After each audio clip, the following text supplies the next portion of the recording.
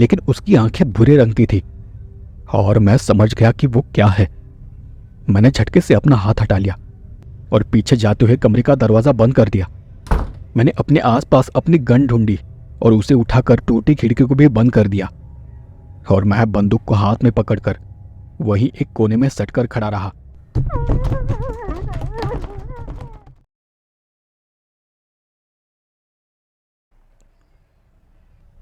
एक रात मुझे दूर जंगल में एक लालटेन की रोशनी दिखाई दी थी जो कुछ ही देर में गायब हो गई और उस दिन के बाद एक एक कर अजीब घटनाएं घटनी शुरू हो गई थी।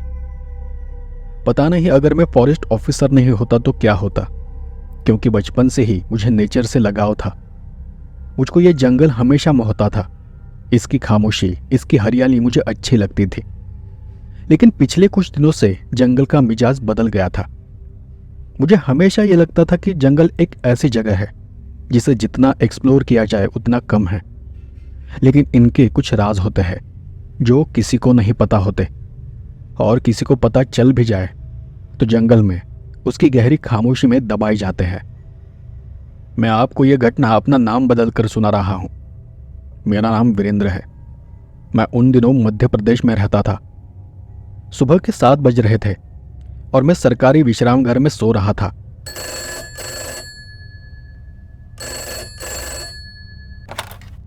जय हिंद साहब, मैं दीपक बोल रहा हूँ। हाँ बोलो दीपक, क्या हुआ? साहब, जंगल के बीच में एक लाश मिली है। हमने पुलिस को तो खबर कर दी है, बस आपको खबर करनी बाकी थी, इसीलिए फ़ोन किया था। अच्छा ठीक है, लोकेशन क्या है? दीपक ने मुझे लोकेशन बताया और मैं तुरंत तैयार होकर अपनी बाइक से लोकेशन की ओर निकल पड़ा। जंगल में डेड बॉडी मिलना मेरे लिए इतनी आश्चर्य की बात नहीं थी, क्योंकि जंगल ही एक ऐसी जगह है जहां लोग अपनी काली करतूतों को अंजाम देते हैं, जहां उन्हें अपराध करना आसान लगता है। सुबह की सूरज की किरणें आसमान में फैल रही थी, पर जंगल के लिए अब भी रात थी, अंधेरा था। कुछ 40 मिनट बाद मैं लोकेशन पर पहुंचा। फॉरेस्ट गार्ड, पुलिस अपना काम कर रहे थे और गांव के कुछ लोग वहीं से थोड़ी दूर खड़े थे। मैंने गाड़ी से नीचे उतर कर देखा, पर वहां आसपास कोई लाश दिखाई नहीं दे रही थी। मैंने सब जगह देख लिया, पर कहीं कुछ नहीं था। तभी गार्ड दौड़ता हुआ मेरे पास आया और उसने ऊपर पेड़ की ओर इशारा करते हुए कहा, सर यहाँ नीचे नहीं, वहां ऊपर लटक रही है। मैंने ऊपर देखा। एक बड़े सूखे पेड़ पर करीब 40 से 50 फीट ऊपर एक लाश लटक रही थी। पुलिस और कुछ गार्ड उस लाश को उतारने में लगे थे। तब उस गार्ड ने कहा, लाश किसकी है पता नहीं, देखने में आसपास के गांव का नहीं लगता। मैं ऊपर लाश को देखते हुए पुलिस ऑफिसर के पास चला गया। गांव वालों से कुछ पता चला? कुछ खास नहीं, कोई नहीं जानता कि वो कौन है। बाकी लाश को उतारने के बाद और पोस्टमार्टम के बाद कुछ हाथ लग सकता है। कुछ ही देर में लाश को नीचे उतारा गया। सबसे पहले उसकी तस्वीरें ली गई, बॉडी की ऊपरी जांच हुई। मैंने भी करीब जाकर देखा। आंखें खुली तो थी, लेकिन उनमें कोई चमक नहीं थी। बेजान आंखों की पुतलियां ऊपर की ओर टिकी हुई थी। चेहरा सूखा हुआ था, गालों की तरावट गायब थी, होठ काले पड़ चुके थे। बाकी शरीर पर चोट के कोई निशान नहीं थे। हाथ बेजान पड़े थे, उंगलियां सख्त हो चुकी थी और नाखून नीले पड़ चुके थे। उसे कहीं देखा हुआ नहीं लग रहा था। तभी उस पुलिस ऑफिसर ने गांव के कुछ लोगों को उस लाश की पहचान के लिए फिर से लाश के पास बुलाया। ठीक से देखो, कोई पहचानता है इसे? कहीं आसपास देखा हो? कुछ देर के लिए लाश को देखकर लगभग सभी ने अपने सिर ना में हिलाए। उनमें एक लड़की भी थी, चुपचाप खड़ी लाश को देख रही थी। उसने अपनी चुनरी से अपना चेहरा ढक रखा था, बस आंखें दिखाई दे रही थी, गहरी भूरी आंखें। वो अपनी भूरी आंखों से उस लाश को बस निहार रही थी। देखने में सुंदर, सुडौल और आकर्षक थी, बाकी लोगों से अलग। मैं बस उसे ही देख रहा था। तभी पुलिस ऑफिसर ने फिर से कहा, अच्छा ठीक है, कोई भी जानकारी मिले तो पुलिस को खबर कर देना। ऐसा कहते ही एक एक कर लोग पीछे हटते चले गए। बस एक आदमी थोड़ी दूर जाकर रुक गया। उम्र में 50 से 60 के करीब था और वो वहीं खड़ा होकर हम सबको देख रहा था। कुछ देर बाद वो पुलिस अफसर के पास चला गया और उनसे कुछ कहने लगा।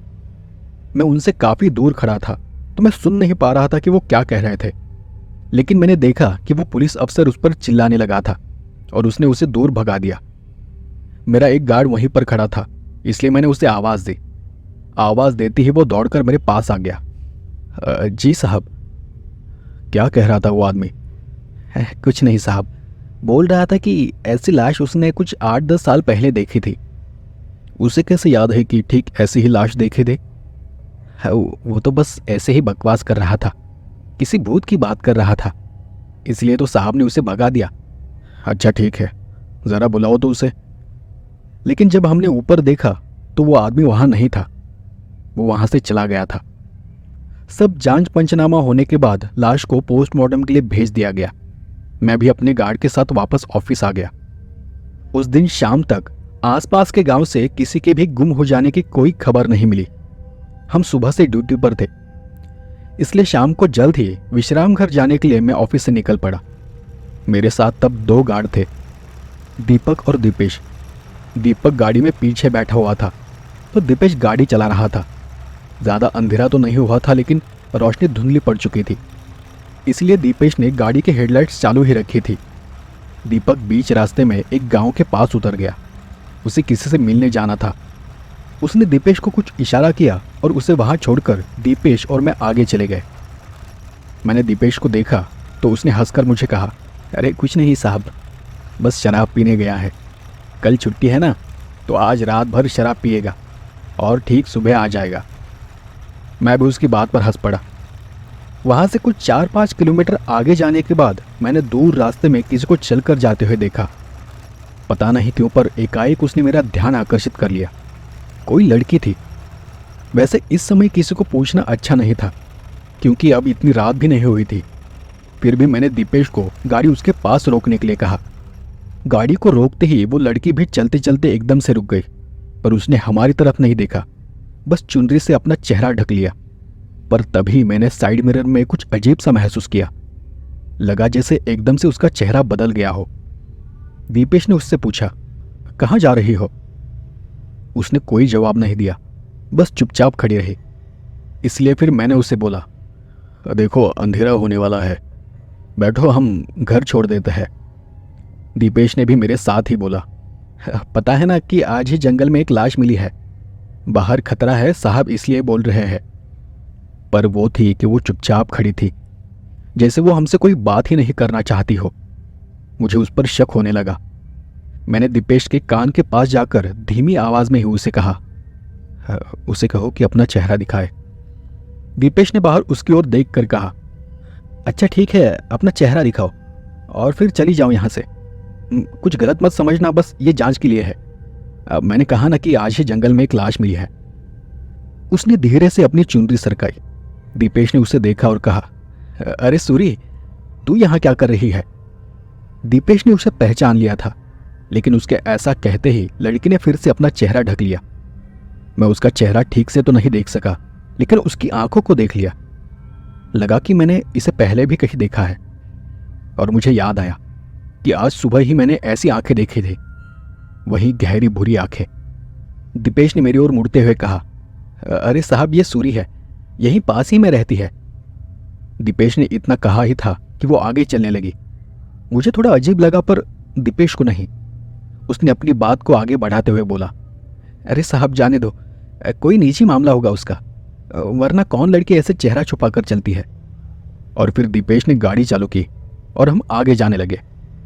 मैं साइड मिरर में उसे देखता रहा जब तक कि उसकी परछाई ओझल नहीं हुई, और फिर हम दोनों भी अपने अपने घर चले गए। दूसरे दिन सुबह ही फिर से फोन की घंटी बजी। जय हिंद साहब, मैं यादव बोल रहा हूँ। बोलो यादव जी, आज क्या खबर है? साहब जी, वो गांव से फोन आया था। अपने दीपक की लाश मिली है, उसके घर पर। आत्महत्या कर ली है बेचारे ने।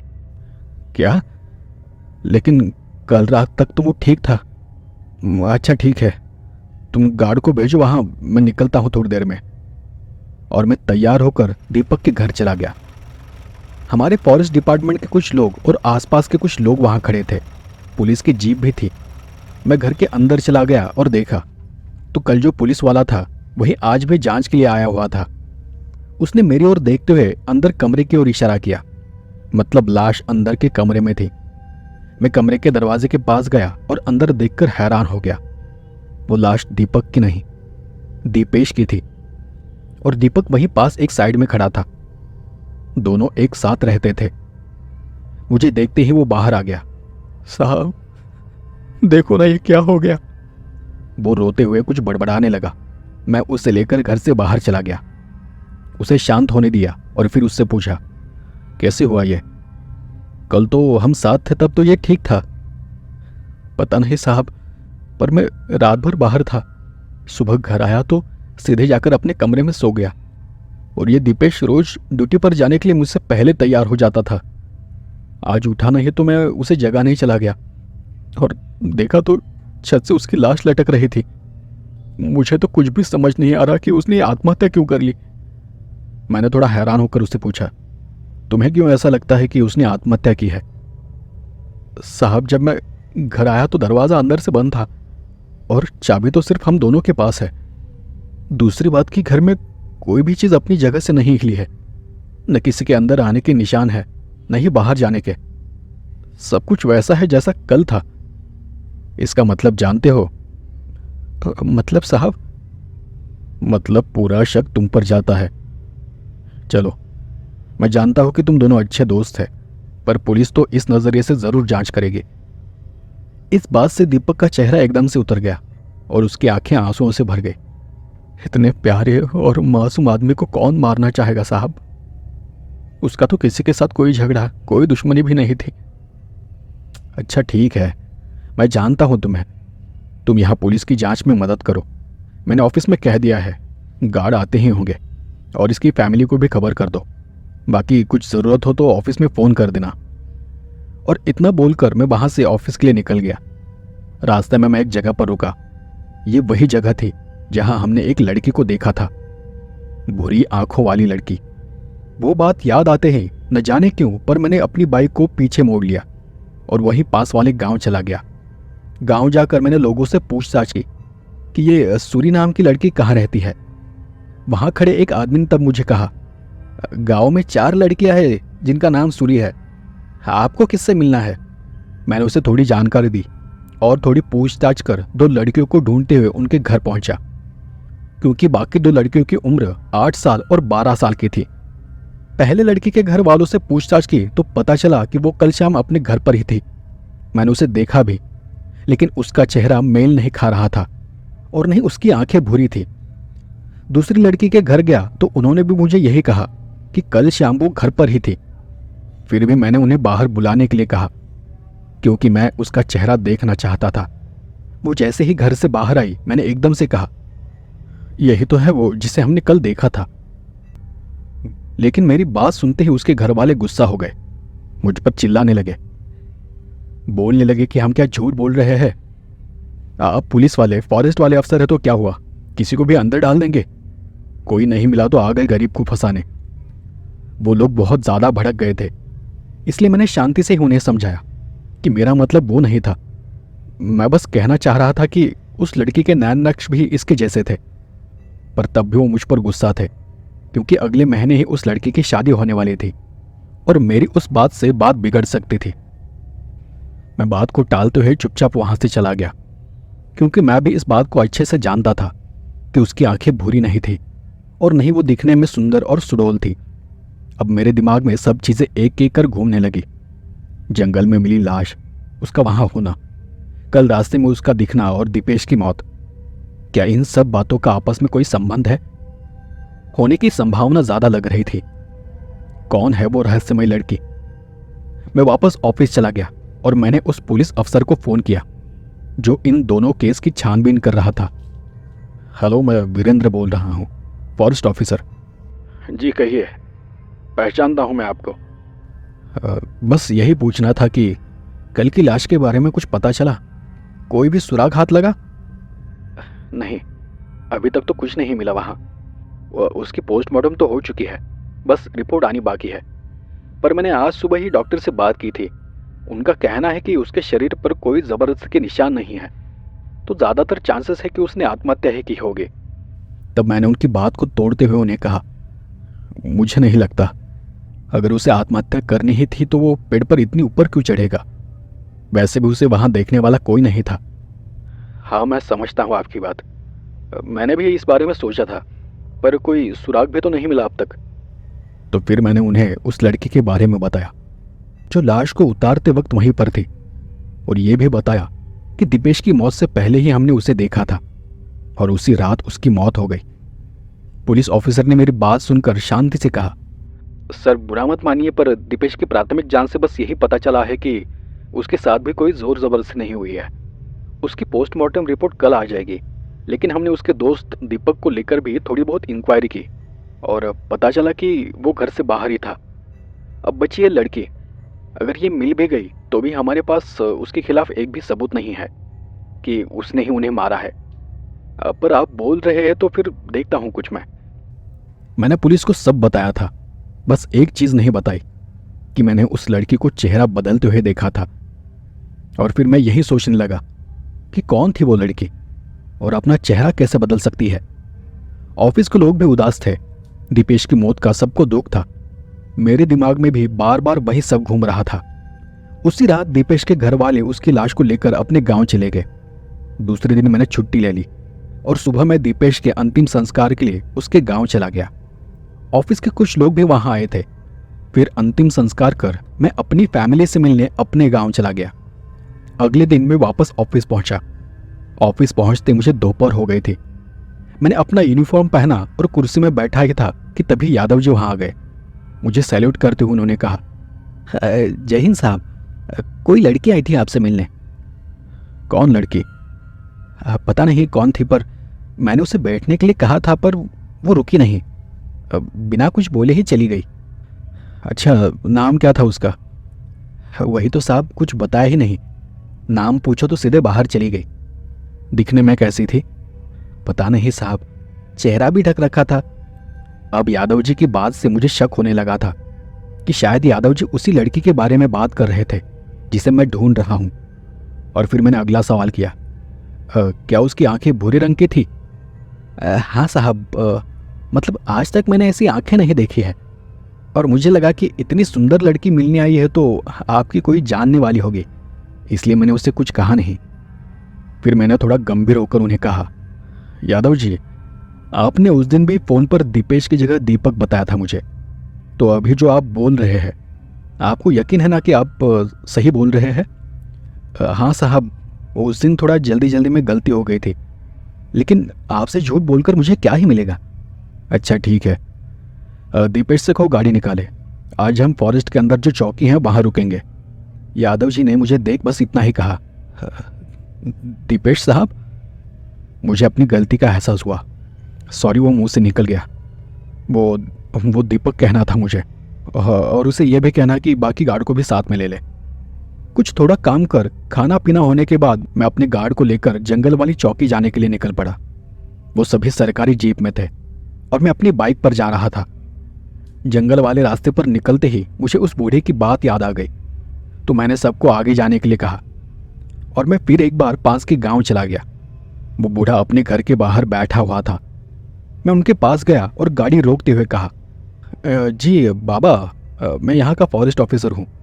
आपको याद होगा कि आप उस दिन जंगल में थे, जब जंगल में लाश मिली थी। लाश की पहचान के लिए आपको बुलाया था। हाँ साहब, याद है। आप उस दिन कुछ कह रहे थे कि आपने ऐसी लाश पहले भी देखी है। आप मुझे बताएंगे कि आप ऐसा क्यों बोल रहे थे? जी, सही कहा, मैंने ऐसी लाश पहले भी देखी है।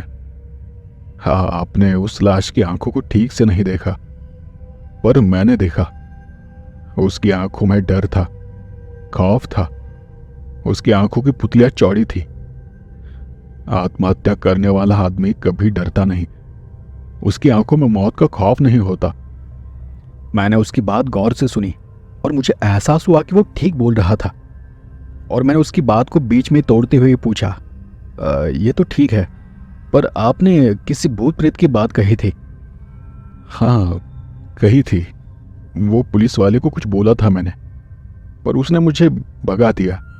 मेरे पिताजी से मैंने कभी ये बात सुनी थी कि उस जंगल में कोई चुड़ैल रहती है, किसी औरत की आत्मा, भूत प्रेत जैसा कुछ, जो कई सालों तक जंगल के अंधेरों में छुपा रहता है। लेकिन जब वो अपने शिकार पर निकलती है तो उसे अच्छा नहीं लगता कि कोई उसे देख ले। पर आजकल के लोग कहाँ इन सब बातों को मानते हैं। उस जमाने में तो लोग घर से बाहर नहीं निकलते थे। और बोलते बोलते वो एकदम से शांत हो गए, कुछ सोचने लगे। मैंने उन्हें आवाज़ देते हुए कहा, बाबा क्या हुआ? नहीं, एक और बात कही थी उन्होंने कि जो कोई आदमी उसका चेहरा देख लेता है वो उसे मार देती है। मतलब वो आदमी खुद ही अपनी जान दे देता है। उसको देखना मतलब मौत को देखने के बराबर है। तो मैंने उस आदमी से सवाल किया, अच्छा इस बात का आपके पास कोई सबूत है? बूढ़े ने थोड़ा फिल्मी अंदाज में ही जवाब दिया, ऐसी बातों के सबूत नहीं होते साहब। सबूत ढूंढने जाओगे तो भी कुछ हाथ नहीं लगेगा। मुझे उसकी ये बात थोड़ी बकवास लगी, इसलिए मैंने आगे कोई सवाल नहीं किया और बाइक घुमाकर फिर जंगल की ओर निकल पड़ा। और यही वो दिन था जिसे मैं कभी भूल नहीं सकता। जंगल के अंदर जाने से पहले मैं उस जगह पर चला गया जहां पहली लाश मिली थी। मैं उस पेड़ के सामने खड़ा था जहां वो लाश लटक रही थी, एक सूखा पेड़। मैंने देखा कि आसपास के सारे पेड़ ऊंचे और हरे भरे थे। एक वही पेड़ था जो सूखा था। उस पेड़ को चढ़कर जाना आसान नहीं था। मैं उस पेड़ पर चढ़ने की कोशिश कर रहा था कि तभी मुझे महसूस हुआ कि मेरे आसपास कोई है जो छुपकर मुझे देख रहा है। एक बार नहीं बल्कि कई बार मुझे वो एहसास हुआ। मेरे पास गन थे तो मैंने गन को हाथ में पकड़ लिया और आसपास देखने लगा, पर मेरे देखते ही वो कहीं छुप जाता था। मैं इतना डरा तो नहीं था, पर मैंने चौकी पर जाना ठीक समझा और मैं आगे चौकी पर चला गया। वापस जाकर मैंने बाकी गार्ड को आसपास के इलाके में गश्त लगाने को कहा और उन्हें यह भी कहा कि सब एक साथ रहेंगे, कोई भी अकेला यहाँ वहां नहीं जाएगा। मैं भी कुछ देर में निकलने वाला हूँ। गश्त लगाकर सब मुझे सीधे स्टेशन पर रिपोर्ट करेंगे। सब मेरी ऑर्डर सुनकर अगले 5 मिनट में ही वहां से चले गए और मैं वहीं रुका रहा। मैंने दीपक को भी मेरे साथ रुकने के लिए कहा। दीपक उस वक्त बाहर बैठकर सिगरेट पी रहा था। दीपेश की मौत का उसे भी सदमा लगा था, इसलिए मैंने उससे ज्यादा कुछ नहीं कहा। वो चुपचाप वहां बैठा रहा। मैं अंदर बैठकर अपनी डायरी लिखने लगा। लिखते लिखते मैं अपने दफ्तर की टूटी हुई खिड़की से बाहर घने जंगल को निहार रहा था। सूरज पश्चिम की तरफ उतरने लगा था। जंगल में घने पेड़ों के नीचे अंधेरा जम चुका था। अजीब सा सन्नाटा रहने लगा था जंगल में। जानवरों की आवाजें कम हो गई थी। हवा में एक खौफनाक सी सिहरन रहती थी। दूर कहीं से पेड़ों की टहनियों की टूटने की आवाजें आ रही थी, मानो कोई भारी चीज उन पर से गुजर रही हो। पहली घटना के कुछ दिन पहले ही एक रात मुझे दूर जंगल में एक लालटेन की रोशनी दिखाई दी थी, जो कुछ ही देर में गायब हो गई थी। पता नहीं वो कौन था, लेकिन उस दिन के बाद ही ये सारी घटनाएं शुरू हो गई थी। ये सब घटनाएं वहां के लोगों को परेशान कर रही थी। कुछ बूढ़े लोग जंगल में किसी आत्मा के होने की बात कर रहे थे। मुझे भूतों पर यकीन नहीं आता था, मगर ये अजीब घटनाएं मुझे सोचने पर मजबूर कर रही थी। लिखते लिखते अचानक तेज हवा का झोंका आया और टेबल पर रखे वो सारे कागज इधर उधर बिखर गए। बिजली चमकी और एक तेज रोशनी चमक उठी। अगले ही पल सब कुछ अंधेरे में डूब गया। घबराते हुए मैंने टेबल से माचिस निकालकर कुछ तीलियां जलाई। उस रोशनी में मैंने देखा कि वहां कुछ भी नहीं था। मैंने नीचे पड़े कागज समेटते हुए दीपक को आवाज दी, दीपक, दीपक। लेकिन दीपक का कोई जवाब नहीं आया। मैं उठकर बाहर चला गया। देखा तो दीपक अब भी उसी जगह पर बैठा था, मानो उसे बिजली और उन आवाजों से कोई फर्क न पड़ा हो। मैंने उसके पास जाकर उसके कंधे को छुआ और फिर से उसे कहा, दीपक क्या सोच रहा है? और तब दीपक ने अपनी गर्दन घुमाकर मेरी ओर देखा। वो दीपक ही था, लेकिन उसकी आंखें भूरे रंग की थी और मैं समझ गया कि वो क्या है। मैंने झटके से अपना हाथ हटा लिया और पीछे जाते हुए कमरे का दरवाजा बंद कर दिया। मैंने अपने आसपास अपनी गन ढूंढी और उसे उठाकर टूटी खिड़की को भी बंद कर दिया और मैं बंदूक को हाथ में पकड़कर वहीं एक कोने में सटकर खड़ा रहा।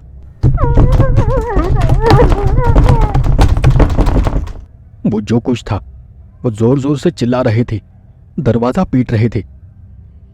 मुझे अंदर आने दो, मुझे अंदर आने दो। मैंने बंदूक को दरवाजे पर तानते हुए 2 गोलियां चलाई। गोलियों की आवाज से सब शांत हो गया, पर कुछ ही देर में फिर से वो दरवाजा पीटने लगी। दरवाजा पीटते हुए वो यही चिल्ला रही थी कि मुझे अंदर आने दो, मुझे अंदर आने दो। एक क्षण ऐसा आया कि उसने दरवाजा तोड़ दिया।